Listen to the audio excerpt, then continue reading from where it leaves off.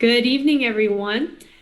Thank you for coming to today's presentation and for your consideration in the hydroelectric conversion at the Chatfield Dam in Denver, Colorado.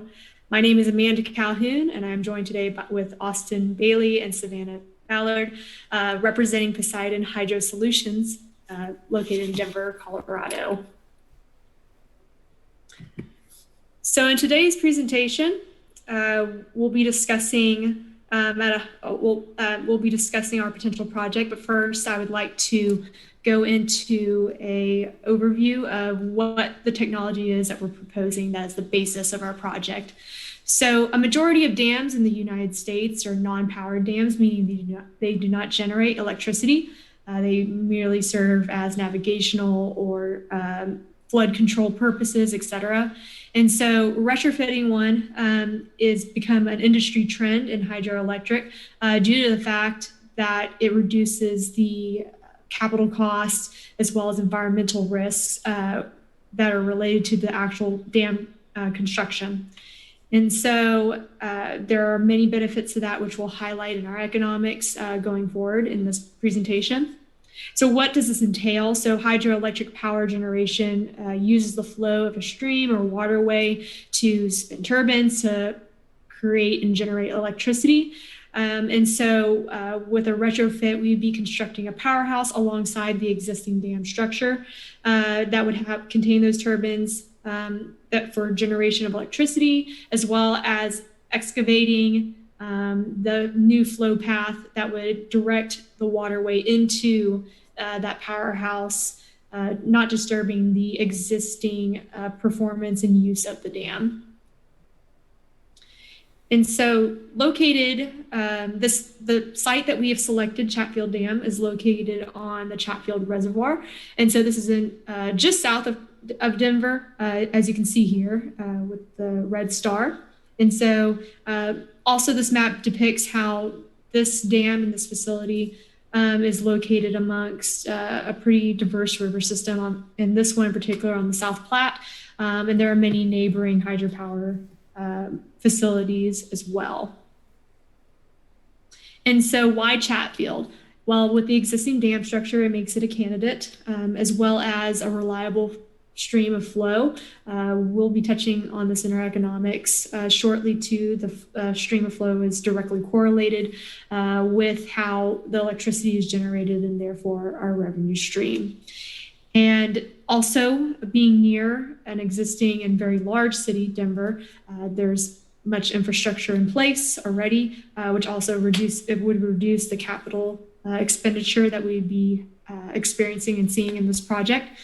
And then we have financial incentives, particularly for renewable energies. And so hydro is classified among that. It is one of the more reliable and ratable sources for renewable energy.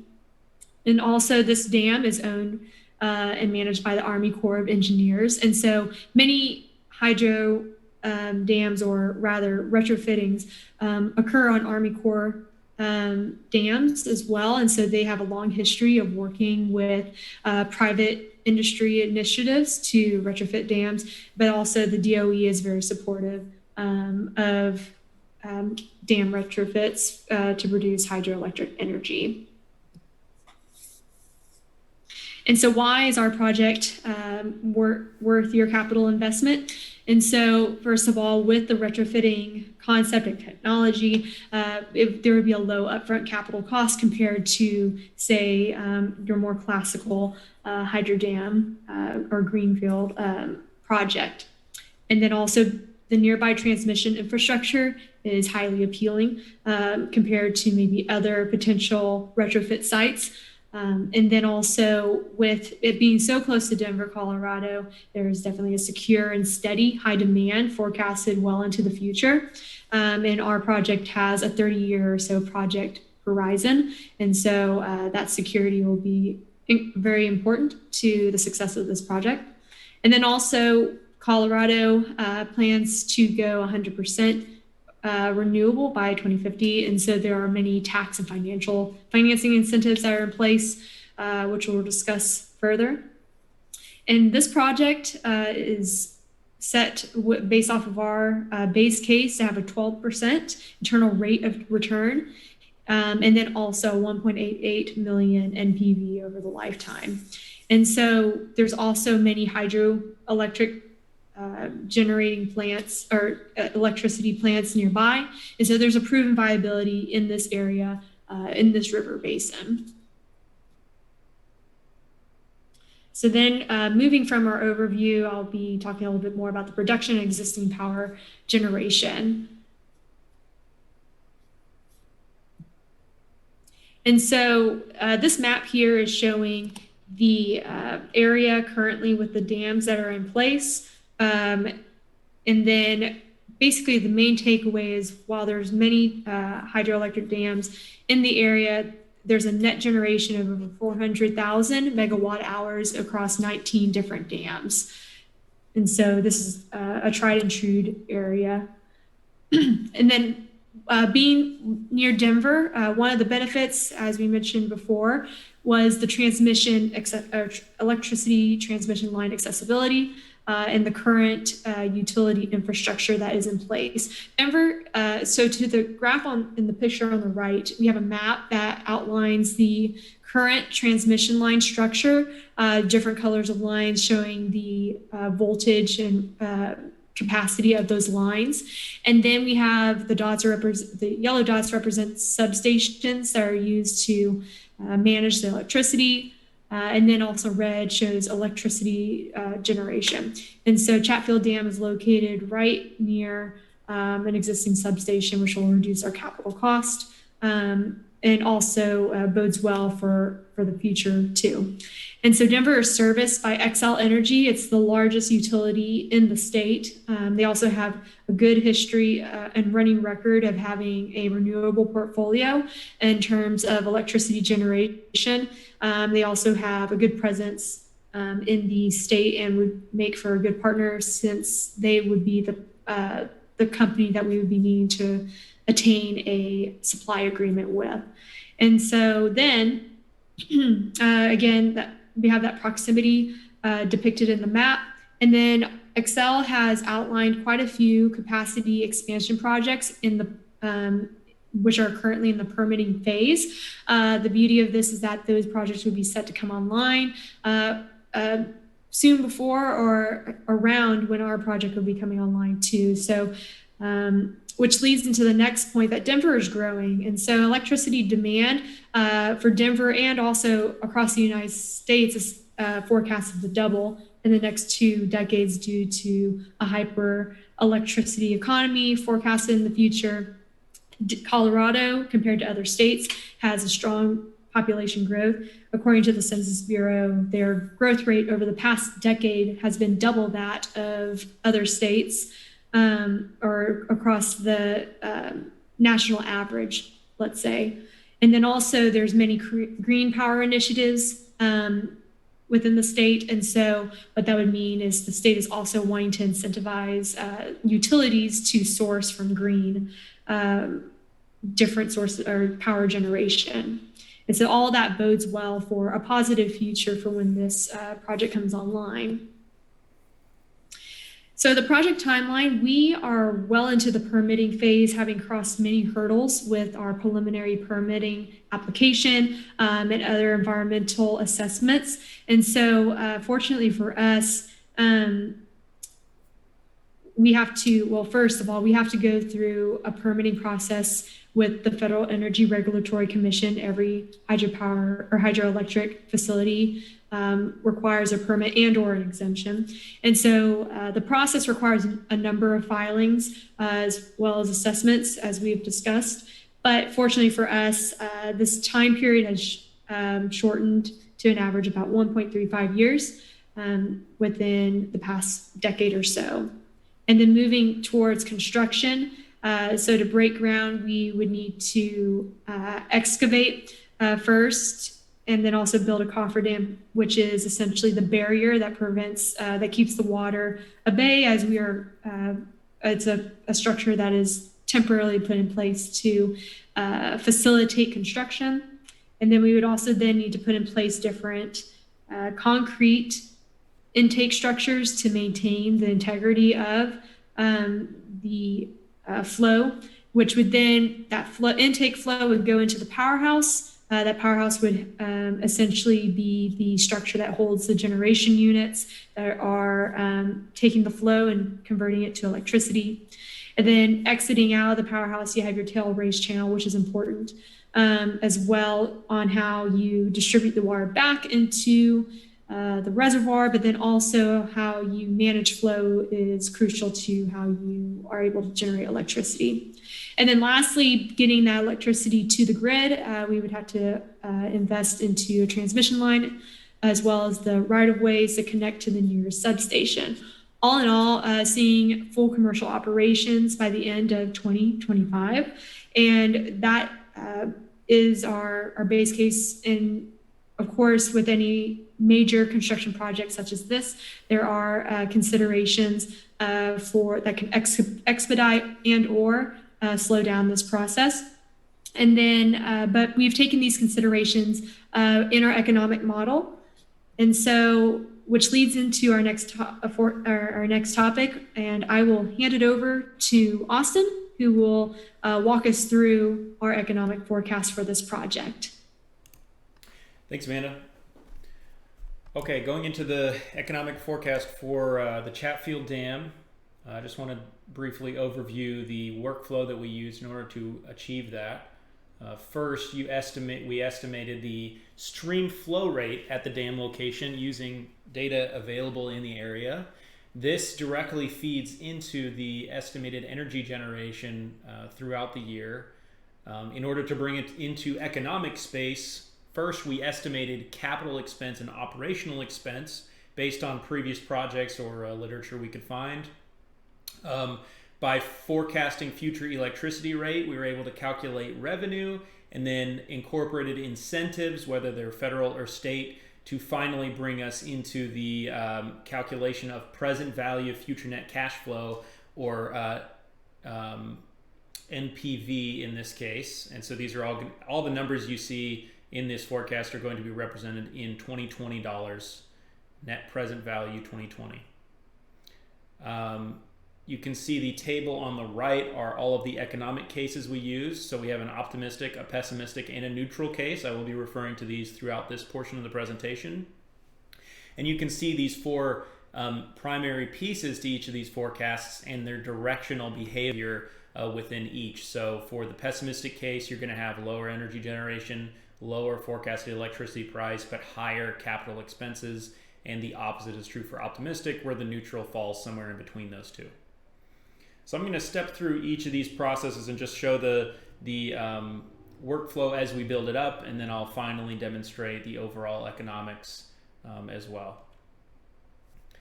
To estimate the flow rate of the Platte River in this case, we took flow rate data from the area. As Amanda mentioned, there are lots of dams in this area which contributed to building this plot. You can also see that we averaged that over every year. So we have 1983 to 2020 data.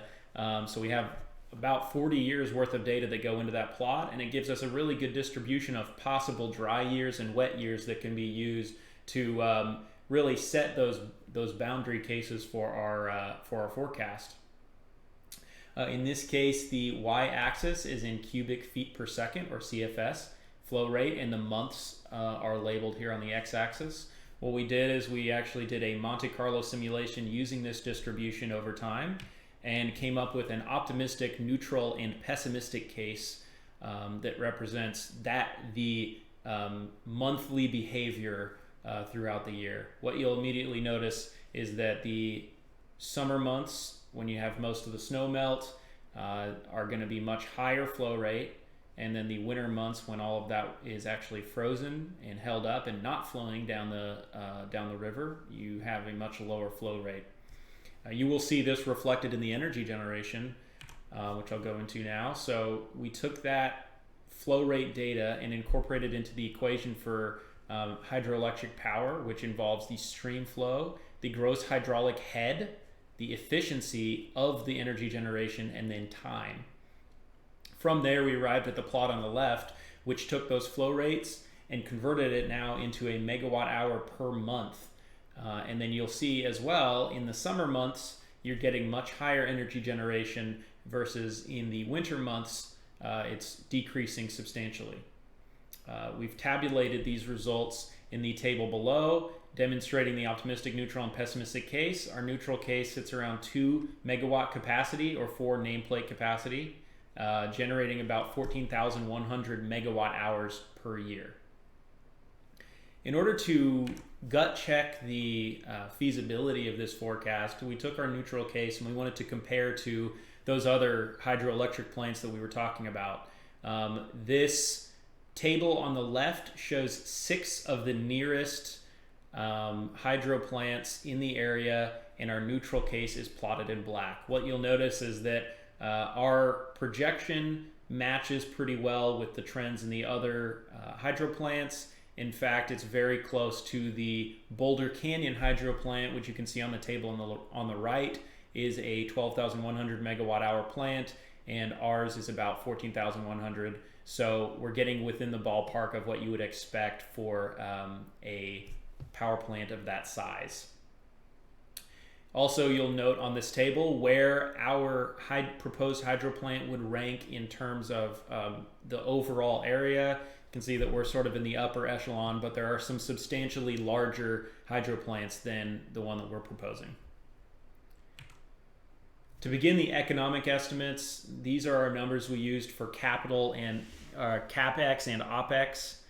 In this case, 10 million was used as the anchor point for our construction costs. As Amanda mentioned, there can be some significant variation in that, and we certainly saw pretty high variability for projects of this scale. So we think that that's about as good of an estimate as we can do at this particular time. And then we subtracted 4 million and added 4 million for the optimistic and pessimistic cases respectively. OpEx is typically calculated in terms of a percentage of CapEx per year. So we used for our base case, our neutral case, we used 3% per year and varied that by 1%. Things such as installation speed, infrastructure installation speed, how quickly we can permit, all of those depend or are going to immediately impact the construction cost.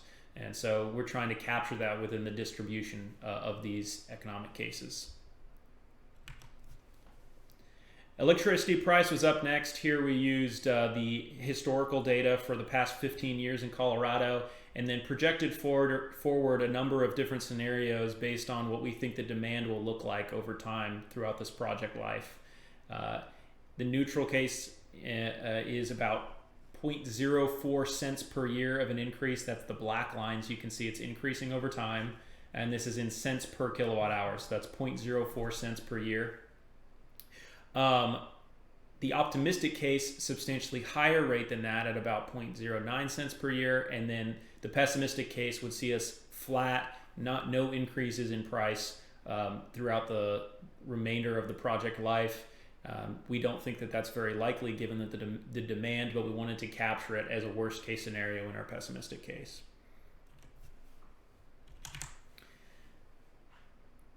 The financial incentives were critical, especially considering the number of them that are available both federally and for the state of Colorado specifically. The first one that has arguably the largest impact is the Renewable Electricity Production Tax Credit, or PTC. That is about 1.2 cents per kilowatt hour, and that is relevant for the first 10 operational years. In other words, after 10 operational years, you no longer receive that tax credit. The other two, the second one is the use tax exemption. This is a decrease in the effective tax rate for renewable energy projects within the state of Colorado. And then the renewable energy property tax assessment decreases the tax rate as well via changing how your property is assessed based on the amount of energy generated. All in all, our neutral case saw about a $1.8 million savings over the project life, which is very substantial. And given some of the political changes possibly occurring in the future, we think this may be on the conservative side. So to roll up the project cash flows, these two, I created the table on the left and the graph on the right that demonstrate the roll up of all of our economics. So on the left, what you'll see is the three economic cases. the various cost and revenue breakdowns, as well as the net present value. Remember that this is all represented in 2020 dollars. And then the bottom has some more general statistics about that project, as well as importantly, the internal rate of return in the bottom. So what you can see is our neutral case is rate of return is about 12%. In the optimistic case, it's about 37%. You can also see that reflected in the plot on the right, with the optimistic case reaching that break-even point only about 6 years from present day, whereas the neutral case is somewhere around 18 to 20 years from present day.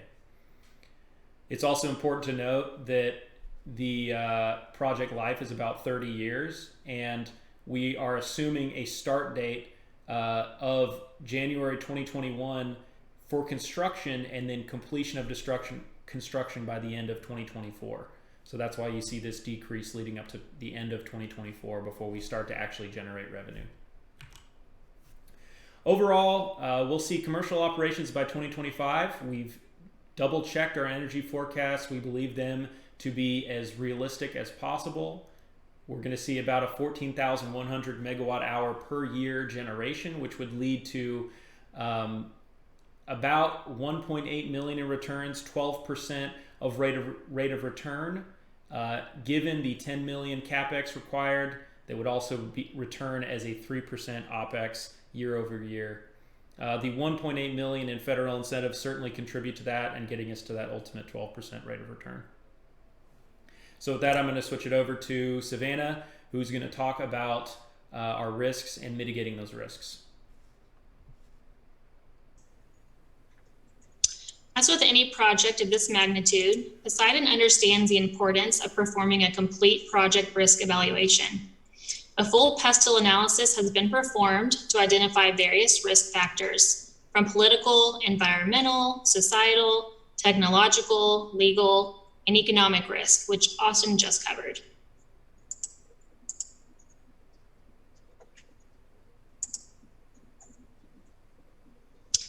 The National Environmental Policy Act of 1970 requires all federally funded projects to address any negative environmental impacts as part of the design.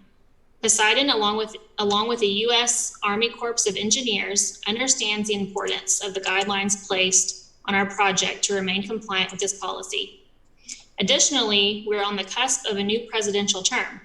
However, we are confident that both presidential candidates will support our project, as renewable energy sources are becoming more prevalent within the United States energy mix.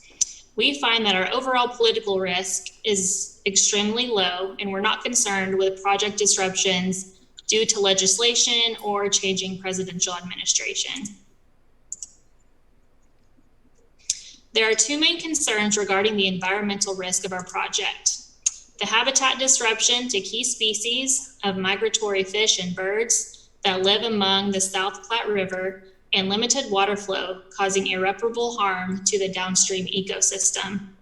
To mitigate these risks, Poseidon will contract a third party to monitor the downstream and upstream environments to ensure a sustainable level of water flow. We will also implement new technologies available to hydropower facilities, such as guarded turbines and fish ladders. Poseidon also prioritizes the local communities in which we work and operate. We will respect the residents' desire to maintain an environment unaffected by the hydropower facility operations. Some ways in which we plan to build relationships and keep an open line of communication with the residents of Douglas, Colorado include supporting local causes, offering sponsorships, donating to community programs, stimulating the local economy, and employing local workers. There are two main concerns regarding the technological risk of our project: balancing the time spent between generating electricity versus water supply, and possible flooding causing damage to property and population. Poseidon has employed enhanced monitoring of water and demand levels using sensors installed within the reservoirs. The Chatfield area also has a very large surrounding lowland area, which provides relief of flood level waters. Both of these risks have been incorporated into our emergency action plan. So we find that our technological risk is also relatively low. Poseidon has outsourced all legal counsel with cleantech law partners. They are a full-service firm dedicated exclusively to the renewable energy industry. Their services include regulation, permitting, licensing, land leasing, environmental law, and energy tax, just to name a few. By consulting with cleantech, we've taken a proactive approach to mitigate possible legal risk that could have an impact on the progress of our project. Poseidon would also like to invite you to review your future investment potential with our company. Over the past 2 decades, retrofitting existing non-powered dams for electricity generation has been the primary hydropower development activity in the United States. Nearly half of all projects occur using the cluster method, where multiple existing non-powered dams are converted simultaneously. This method is targeted to reduce cost and time savings in multiple steps of licensing, development, and construction. With the cluster trend in mind, Poseidon plans to use the Chatfield conversion as our pilot project. There are over 500 non-powered dams in the area of our Chatfield project, which are all near an existing hydropower facility. There is an overwhelming potential to utilize the cluster method on several dams in the future. We encourage you to examine your future investment potential as you recognize the direction our company is heading with subsequent hydroelectric conversion opportunities. This will result in a higher net profit value and a quicker payout on your return on investment. As demonstrated in the above analysis, conversion of the Chatfield Dam to a hydropower facility will generate enough energy to be profitable while maintaining safe operations, both to local environment and local inhabitants. The sale of this energy generation are estimated to produce nearly $2 million net profit value. A subsequent benefit is that the project capital costs are much lower than they would be for construction of a full-scale development. Multiple design decisions, such as stream flow control, were made to ensure that energy production and associated profits are sustainable in the long term. With an extremely low risk profile, there is a significant economic opportunity and the future investment potential in this proposed project. We appreciate your consideration for financial investment, and we thank you for your time.